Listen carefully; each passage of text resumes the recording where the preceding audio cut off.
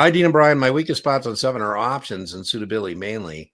The way FINRA wants you to answer versus what you might be taught at a firm. Any advice or resources to point to? Lee, if you're having troubles with options and suitability, I will link in the video description to 2 playlists I have.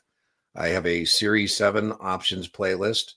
The first 4 videos, there's over 100 videos in there, but the first 4 are really important.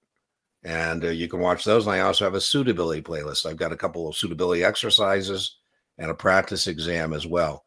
Brian and I both believe that product knowledge comes from sales efforts, or not taking tests, but you got to have product knowledge to get the suitability questions right. I think I'm having an internet issue again. Oh, God, is that me or you, Brian, on the internet? No, you're looking good. I'm Okay, not cool. seeing any problems. All right, I'm on Starlink, so should be okay.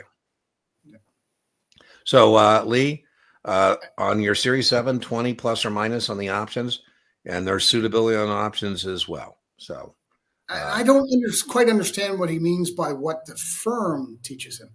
yeah, We have to know options and suitability based upon how the test is going yeah, to that's test. right. And Dean and I are probably the 2 best options guys you could possibly That's want. right. So Brian, he has we use what's called the options matrix. I think what do you call yours? The Aerobics diagram. aerobics. We talked about this last time.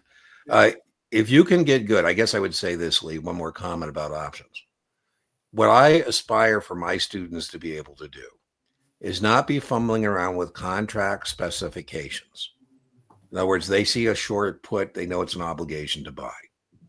And then tracking money, however they do it, plus, minus. I use a T. I think Brian uses a T.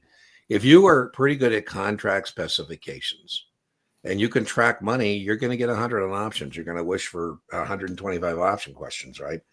Somebody we talked earlier about this, Lee, practical application on option is not open to interpretation about what's the break even, what's the max gain, what's the max loss.